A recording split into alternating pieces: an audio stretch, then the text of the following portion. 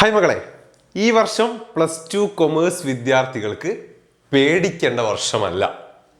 Okay, നിങ്ങൾ ഒന്നുകൊണ്ടും പേടിക്കേണ്ട. നിങ്ങൾക്ക് ധൈര്യമായിട്ട് മുന്നോട്ട് പോവാം.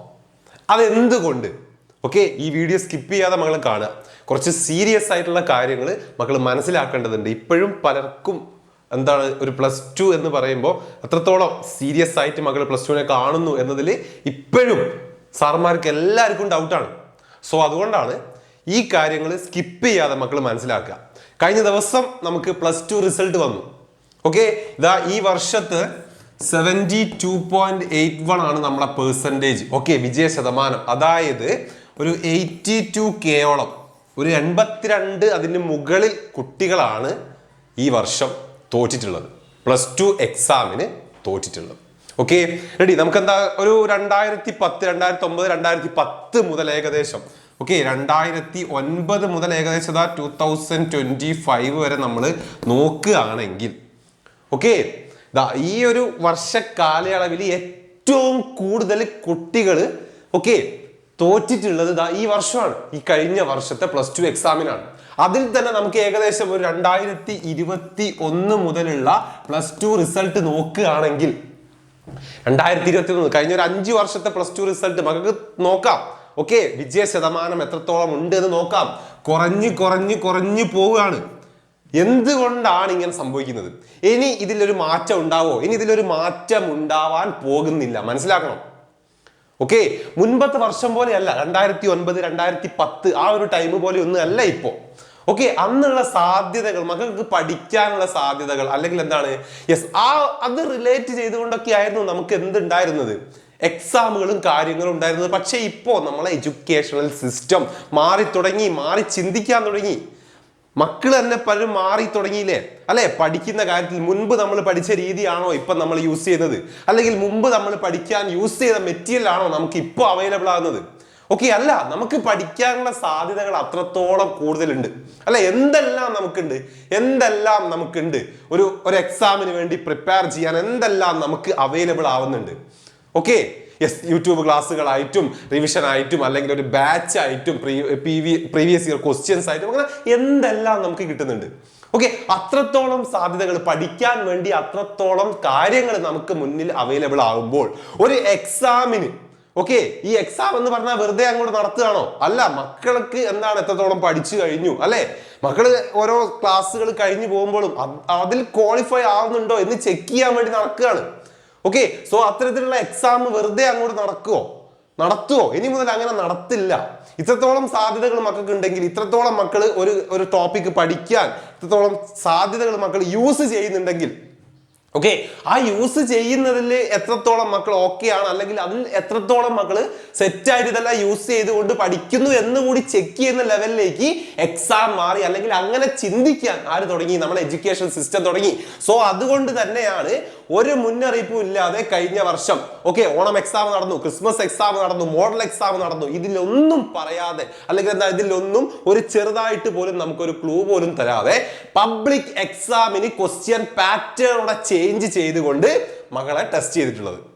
ഓക്കെ, അത് റിപ്പീറ്റ് ചെയ്യും.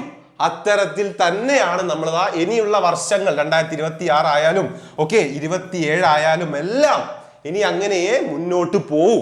എക്സാമുകൾ അങ്ങനെയേ മുന്നോട്ട് പോവും. ഓക്കെ, മാക്സിമം എന്തെല്ലാം രീതിയിൽ ടഫാക്കാം എന്നുള്ള ഇത് മാക്സിമം ആര് ചിന്തിക്കും? എഡ്യൂക്കേഷണൽ സിസ്റ്റം ചിന്തിക്കും. അതിനനുസരിച്ചേ നമുക്ക് എക്സാമുകൾ ഉണ്ടാവുകയുള്ളൂ. ഓക്കെ, സോ ആ കാര്യം മക്കൾ കൃത്യമായിട്ട് മനസ്സിലാക്കി വെക്കുക. സോ അത് ഈ കഴിഞ്ഞ റിസൾട്ടോട് കൂടി നമുക്കത് വ്യക്തമായിട്ടുണ്ട്. സോ അതുകൊണ്ടാണ് സാറ് പറഞ്ഞിട്ടുള്ളത് +2 ഇപ്പം പഠിച്ചു തുടങ്ങിയ മക്കളെ നിങ്ങൾക്ക് അത് ഏറ്റവും ഗുണമാണ്. ഓക്കെ, നിങ്ങൾക്ക് സന്തോഷിക്കാം. കാരണം നിങ്ങൾക്ക് ഓൾറെഡി മനസ്സിലായി ഇനി എങ്ങനെയാകും ഇനി വരാൻ പോകുന്ന വർഷം, അതായത് നിങ്ങൾ എഴുതാൻ പോകുന്ന എക്സാം എങ്ങനെയായിരിക്കും എന്ന് നിങ്ങൾക്ക് ഇതിൽ നിന്ന് തന്നെ കൃത്യമായി വ്യക്തമായി മനസ്സിലാക്കാൻ പറ്റും. സോ അതുകൊണ്ട് അതുകൊണ്ട് തന്നെ ഇത് മുന്നിൽ കണ്ടുകൊണ്ട് ഈ ഒരു കാര്യം എക്സാമുകൾ എത്രത്തോളം ആയിരിക്കും ഇത്രത്തോളം ടഫ് ആക്കിയിട്ട് കൂടി നമ്മൾ ഈ വർഷം പ്രതീക്ഷിച്ചിട്ടുണ്ടായിരുന്നത് ഈ വർഷം പ്രതീക്ഷിച്ചിട്ടുണ്ടായിരുന്നത് വിജയ ശതമാനം കൂടുമെന്നായിരുന്നു. കാരണം ഓരോ സബ്ജക്റ്റിലും അത്രത്തോളം കുട്ടികൾ ബുദ്ധിമുട്ടി എന്നുള്ളത് നമുക്ക് അത്രത്തോളം വൈഡ് ആയിട്ട് പോപ്പുലാരിറ്റി കിട്ടിയ ഒരു ന്യൂസ് ആയിരുന്നു. എല്ലാവരും ന്യൂസിലും കാര്യങ്ങളിലും ഒക്കെ ഉണ്ടായിരുന്നു. സോ അങ്ങനത്തെ ഒരു സിറ്റുവേഷനിൽ കൂടി നമ്മൾ വിചാരിച്ചു വിജയ ശതമാനം കൂടും. കാരണം എന്താണ്, ഓരോ സബ്ജക്റ്റിന്റെയും വാല്യുവേഷൻ ലിബറൽ ആകും എന്ന് നമ്മൾ വിചാരിച്ചു. പക്ഷേ ചെയ്തില്ല. യെസ്, അതോടെ ഇനി നമുക്കൊന്നും നോക്കാല്ല, നമുക്ക് ഉറപ്പിക്കാം ഇനിയുള്ള കാര്യങ്ങൾ ഇനിയുള്ള ദിവസങ്ങളിൽ അല്ലെങ്കിൽ ഇനി നമുക്ക് എക്സാമുകൾ ഉണ്ടാകുന്നത് അങ്ങനെ തന്നെ ആയിരിക്കും. എത്രത്തോളം ടഫ് ആയാലും ചെറുതായി പോലും ഒരു കൺസിഡറേഷൻ വാല്യുവേഷന്റെ കേസിൽ പോലും നമുക്ക് ഉണ്ടാവുന്നതല്ല. പഠിക്കുക എന്നതല്ലാതെ നമുക്ക് വേറൊരു ഓപ്ഷൻ ഇല്ല എന്നതാണ് ഇപ്പൊ മനസ്സിലാക്കേണ്ട കാര്യം. സോ അത് മനസ്സിലായി, ഈ റിസൾട്ടോടെ അത് മനസ്സിലായി. സോ അതുകൊണ്ടാണ് സാർ പറഞ്ഞിട്ടുള്ളത്, ആദ്യമേ പറഞ്ഞിട്ടുള്ളത് +2 പഠിച്ചു തുടങ്ങിയിട്ടുള്ള മക്കൾക്ക് ഇത് ഏറ്റവും നല്ലൊരു ഓപ്പർച്യൂണിറ്റിയാണ് ഈ കിട്ടിയിട്ടുള്ളത്. ഈ റിസൾട്ട് മക്കൾക്ക് മനസ്സിലായി. ഇനി എന്താക്കിയാൽ മതി, ഇത് മുന്നിൽ കണ്ടുകൊണ്ട് എന്ത് ചെയ്താൽ മതി, പ്ലാൻ ചെയ്താൽ മതി. ഇത് മുന്നിൽ കണ്ടുകൊണ്ട് പഠിച്ചാൽ മതി. ഓരോ ടോപ്പിക്കുകളും ഏതെല്ലാം രീതിയിൽ ഒരു എക്സാമിന് നമുക്ക് വരും എന്ന് ചിന്തിച്ചുകൊണ്ട് പഠിക്കുക. ഏത് രീതിയിൽ അത് ചോദിച്ചു കഴിഞ്ഞാലും എഴുതാൻ പറ്റും എന്നുള്ള ലെവലിലേക്ക് അത് പഠിക്കുക. ആ കാര്യമാണ്. സോ അതുകൊണ്ടാണ് നമ്മൾ പറഞ്ഞിട്ടുള്ളത്. ഈ കാര്യം, ഈ ഒരു റിയാലിറ്റി മനസ്സിൽ വെക്കുക. പഠിച്ചു തുടങ്ങേണ്ട ടൈം ആയിട്ടുണ്ട് ഇപ്പോഴേ. അതും ചുമ്മാ പഠിക്കുക എന്നുള്ളതല്ല. അതെങ്ങനെ വന്നു കഴിഞ്ഞാലും നമുക്ക് അത് എക്സാമിലേക്ക് അപ്ലൈ ചെയ്യാൻ പറ്റണം. അങ്ങനെ നമ്മൾ പഠിക്കേണ്ടതുണ്ട്. റെഡി? നമ്മുടെ ബാച്ചിൽ ക്ലാസ്സുകളൊക്കെ സ്റ്റാർട്ട് ചെയ്തിട്ട് തന്നെ ഇപ്പൊ 1 മന്തോളമായി. പലരും ഇപ്പോഴും ജോയിൻ ചെയ്തിട്ടില്ല, അല്ലെങ്കിൽ പഠിക്കാൻ ആരംഭിച്ചിട്ടില്ല. വൈ? എന്തുകൊണ്ട്? നിങ്ങൾ ആരെയാണ് വെയിറ്റ് ചെയ്യുന്നത്? ഇത്രയും ഈ ഒരു കാര്യം നമ്മളത് എക്സാം റിസൾട്ട് വന്നു. ഈ ഒരു കാര്യം വരെ മക്കളുടെ മുന്നിലേക്ക് പല രീതിയിൽ എത്തിയിട്ടുണ്ട്. എന്നിട്ട് എന്തുകൊണ്ട് പലർക്കും ഈ കാര്യങ്ങളൊന്നും മനസ്സിലാവുന്നില്ല? അതാണ് ക്വസ്റ്റ്യൻ. സോ അതുകൊണ്ട് തന്നെയാണ് നമ്മുടെ ബാച്ചിൽ നമ്മൾ ക്ലാസ് സ്റ്റാർട്ട് ചെയ്തിട്ടുണ്ട്. മുൻകൂട്ടി നമ്മൾ ക്ലാസ് സ്റ്റാർട്ട് ചെയ്തിട്ടുണ്ട്. എങ്ങനെ നമ്മൾ പോകണം, ഈ വർഷം എങ്ങനെ പഠിക്കണം, ഇതെല്ലാം നമ്മൾ ഈ റിസൾട്ടൊക്കെ മുൻകൂട്ടി കണ്ടുകൊണ്ട് തന്നെ ആദ്യമേ നമ്മൾ സെറ്റ് ചെയ്തിട്ടുള്ള പ്ലാനാണ് ഈ കിടക്കുന്നത്.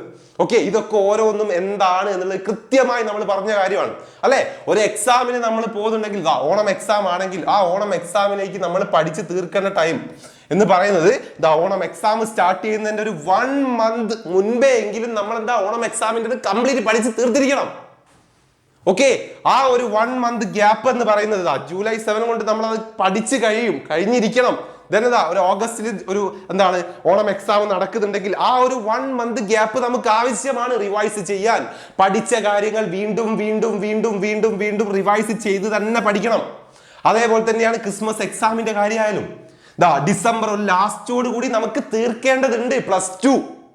മനസ്സിലാക്കുക. അടുത്ത വർഷം അതായത് 26 ജനുവരി, ഫെബ്രുവരി, മാർച്ച് ഈ 3 മാസം എന്ന് പറയുന്നത് നമുക്ക് പഠിക്കാനുള്ളതല്ല. അത് എക്സാമിന്റെ ടൈമുകളാണ്. മോഡൽ എക്സാം ആയിട്ടും പ്രാക്ടിക്കൽ എക്സാം ആയിട്ടും വൈവേ ആയിട്ടും പബ്ലിക് എക്സാം ആയിട്ടും എല്ലാം നമുക്ക് ഈ 3 മാസം എക്സാമിന് വേണ്ടിയുള്ളതാണ്, പഠിക്കാനുള്ളതല്ല. അപ്പോഴേക്കും നമ്മൾ തീർക്കണം, പഠിച്ച് തീർക്കണം. ഇത് വെറും റിവിഷൻ ടൈം. അതായത് നമുക്ക് പഠിക്കാനുള്ള ഓരോ സബ്ജക്റ്റും മക്കൾക്കറിയാം എത്രത്തോളം ഉണ്ട്. +1 ഇരട്ടിയാണ്. അക്കൗണ്ടൻസി ആയാലും ബിസിനസ് സ്റ്റഡീസ് ആയാലും എക്കണോമിക്സ് ആയാലും എല്ലാ സബ്ജക്റ്റിലും ഇരട്ടിയാണ്. അത് നമ്മൾ തീർക്കേണ്ടത് ഡിസംബറോടെ നമ്മൾ കംപ്ലീറ്റ് ചെയ്യേണ്ടതുണ്ട്. മെയ് കഴിഞ്ഞു, ജൂൺ ആയി, ഇനി എത്ര മാസം ഉണ്ട് നമുക്ക് മുന്നിൽ? ഈ കാര്യമാണ് മക്കൾ ആദ്യം മനസ്സിലാക്കി വെക്കുന്നത്. സോ അതുകൊണ്ടാണ് പറഞ്ഞിട്ടുള്ളത് പെട്ടെന്ന് തന്നെ നമുക്ക് പഠിച്ചു തുടങ്ങുക. ബാച്ചിൽ ക്ലാസ്സും കാര്യങ്ങളൊക്കെ അടിപൊളിയായിട്ട് മുന്നോട്ട് പോകുന്നുണ്ട്. കഴിഞ്ഞ ദിവസം നമ്മൾ എന്ത് ചെയ്തു, പുതിയ ബാച്ച് സ്റ്റാർട്ട് ചെയ്തിട്ടുണ്ട്. മക്കൾക്ക് ഇപ്പൊ ജോയിൻ ചെയ്താൽ വരെ നമ്മൾ കഴിഞ്ഞു പോയ ക്ലാസ്സുകളെല്ലാം വീണ്ടും അവൈലബിൾ ആവും. ഇനിയും വൈകാൻ പാടില്ല. മക്കൾ മനസ്സിലാക്കുക. ലൈവ് ക്ലാസ്സസ് ആയിട്ടും റെക്കോർഡ് ക്ലാസ്സസ് ആയിട്ടും എല്ലാം മക്കൾക്ക് അവൈലബിൾ ആണ്. ഞാൻ പറഞ്ഞു അല്ലെ, ഏതൊക്കെ രീതിയിൽ നമുക്ക് പഠിക്കാൻ പറ്റും അതെല്ലാം നമുക്ക് പഠിക്കണം. ആ രീതികളെല്ലാം മക്കൾക്ക് ബാച്ചിൽ, നമ്മുടെ ജ്വാല ബാച്ചിൽ അവൈലബിൾ ആണ്. യെസ്. അപ്പോ ഈ കാര്യങ്ങൾ മക്കൾ കൃത്യമായിട്ട് മനസ്സിലാക്കി വെക്കുക. നമുക്ക് പഠിച്ചു തുടങ്ങേണ്ട ടൈം ആയിട്ടുണ്ട്. +2 എന്ന് പറഞ്ഞാൽ നിങ്ങൾ വിചാരിക്കുന്ന പോലെ അത്ര സിമ്പിൾ അല്ല കാര്യങ്ങൾ. റിസൾട്ട് വരുന്ന ആ ഒരു ടൈമിൽ മക്കൾ ഒറ്റയ്ക്കിരുന്ന് വിഷമിക്കേണ്ടി വരും. ഓക്കെ, അത് മനസ്സിലാക്കുക. പെട്ടെന്ന് തന്നെ നമ്മളെ സ്ട്രിപ്പിൽ നമ്പർ ഉണ്ടാവും, അല്ലെങ്കിൽ ഈ നമ്പറിൽ വിളിച്ച് കോൺടാക്ട് ചെയ്യുക, അഡ്മിഷൻ എടുക്കുക, നമുക്ക് പഠിച്ചു തുടങ്ങാം. മക്കളൊന്ന് ജോയിൻ ചെയ്ത് തന്നാൽ മതി. ഓക്കെ, ജോയിൻ ചെയ്താൽ മതി. ബാക്കി കാര്യങ്ങളെല്ലാം നമുക്ക് ലൈവ് ക്ലാസ്സസിലൂടെ നമുക്ക് പഠിക്കാവുന്നതാണ്. റെഡി? യെസ്. നിങ്ങൾ എങ്ങനെ പഠിക്കണം, ഏത് രീതിയിൽ മുന്നോട്ട് പോകണം എന്നുള്ളതെല്ലാം നമ്മൾ ഓൾറെഡി നമ്മുടെ ടൈം ടേബിളും കാര്യങ്ങളുമായിട്ട് സെറ്റ് ചെയ്ത് വെച്ചിട്ടുണ്ട്. ഓക്കെ, നമ്മുടെ ബാച്ചിൽ സെറ്റ് ചെയ്ത് വെച്ചിട്ടുണ്ട്. റെഡി? ലൈവ് ക്ലാസ്സസിൽ ഒന്ന് വന്നിരുന്നാൽ അവിടെ നിങ്ങൾക്ക് പഠിച്ച് തീർക്കാൻ പോകുന്നത് നാളെ ഇപ്പോൾ ഒരു ലൈവ് ഉണ്ടെങ്കിൽ, ഒരു 7 മണി ടൈമിൽ ഒരു ലൈവ് ഉണ്ടെങ്കിൽ അവിടെ നിങ്ങൾ ആ ലൈവിൽ ഒന്ന് വന്നിരുന്ന് കഴിഞ്ഞാൽ അവിടെ നിങ്ങൾ പഠിക്കാൻ പോകുന്നത് ഒരു ചാപ്റ്ററോ അല്ലെങ്കിൽ ഒരു ചാപ്റ്ററിന്റെ പകുതിയായിരിക്കും. ഓക്കെ, ആ ഒരു ദിവസം കൊണ്ട് ഒരു ചാപ്റ്ററിന്റെ പകുതി മക്കൾ പഠിച്ചു തീരുന്നു. പിന്നീട് അതിനു ശേഷം നമുക്ക് റിവൈസ് ചെയ്യാനുള്ള ടൈമുണ്ട്. ഓക്കെ, പിന്നെ എന്താണ്, ആ ചാപ്റ്റർ കഴിഞ്ഞു കഴിഞ്ഞാൽ എക്സാം അറ്റൻഡ് ചെയ്യാനുള്ള ഒരു സെഷൻ വരുന്നുണ്ട്. ഓക്കെ, PYQ വർക്ക്ഷീറ്റ് കാര്യങ്ങൾ എല്ലാം മക്കൾക്ക് ഇവിടെ അവൈലബിൾ ആണ്.